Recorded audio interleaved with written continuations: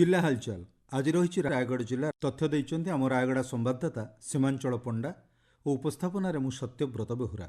राज्य सरकार विभिन्न विकासमुखी योजनागुड़िकर बहुविध कल्याणकारी दिगगुड़िक संक्रांत शिक्षा और संचार भित्तिक सचेतनता सृष्टि एवं सरकार को लोकों निकटतर करने निमंते 3 दिनिया विकास मेला उद्घाटित हो जाइछि। मुख्य अतिथि भाव जंगल परिवेश और जलवायु परिवर्तन श्रम और कर्मचारी राज्य बीमा मंत्री गणेश राम सिंह खुंटिया जोगदे विकास मेला उद्घाटन करिसेंति। स्थानीय रेलबाई खेल पड़ियाठारे आयोजित जिलास्तरीय विकास मेला कार्यक्रम में जनसमावेश उन्नयन प्रदर्शनी और सांस्कृतिक कार्यक्रम अनुष्ठित होइछि।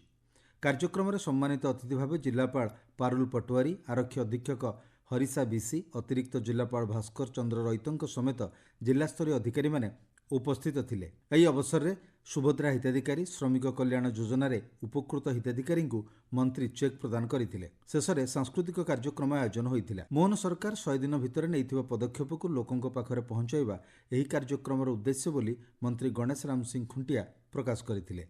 से कहिथिले 100 दिन सफलता वा सरकार हला परे 100 दिन भितर कौन कौन सब योजना करछि, कौन सब आगामी विजन सब रखिछि, लोकों सामने रखा हला।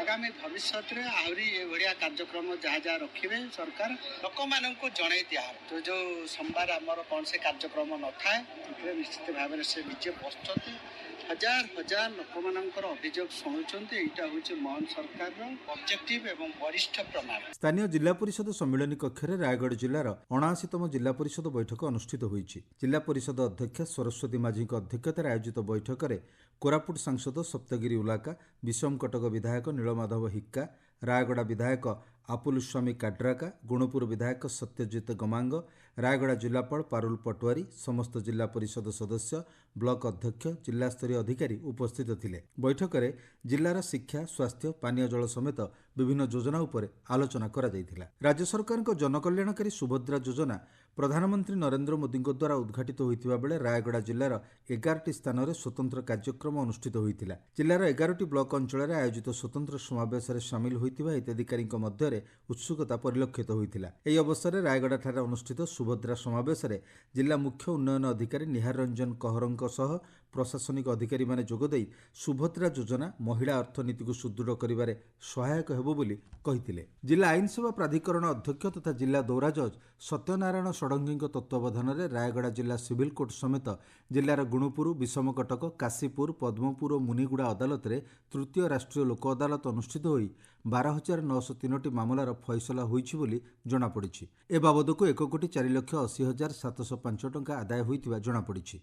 लोक अदालत में दीर्घदिन धरी पड़ रही 348टी मामलार फैसला होई 55,17,094 टंकार समाधान करा जाइछि। सेहीपरि राजस्व संबंधित 12,530टी मामला, श्रम संबंधित 9टी मामला और प्री लिटिगेशन संबंधित 16टी मामलार फैसला करा जाइछि। रायगढ़ गोविंद चंद्र देव हाईस्कल पड़िया जिलास्तरीय गुरुदिवस उत्सव और विद्यार्थी संबर्धना समारोह अनुष्ठित हो जाइछि। राज्य सरकार गणशिक्षा और विद्यालय विभाग और रायगढ़ जिला प्रशासन आनुकूल्य अनुष्ठित समारोह में उत्तम समाज गठन में शिक्षक और छात्र छात्री दायित्व एवं भूमिका नहीं अतिथि माने मतव्यक्त करथिले। आभासी माध्यम मुख्यमंत्री मोहन चरण माझी शिक्षा संपर्कित वार्ता और संदेश को प्रसारण करा जायथिला। रायगढ़ जिला गुणुपुर रेंज अंतर्गत पुटासिंह थाना फुलपुटी ग्राम सान नदी पोल निकट में एक माई हाथीर मृत्यु घटी।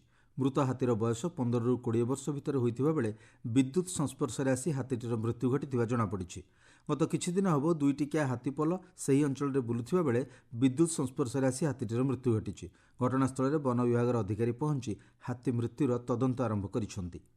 हॉकी किंवदंती मेजर ध्यानचंद जन्मजयंती अवसर में जिलास्तरीय जातीय क्रीड़ा दिवस उपलक्षे रायगढ़ क्रीड़ा विभाग पक्षर समूह पदयात्रा अनुष्ठित होइतिला।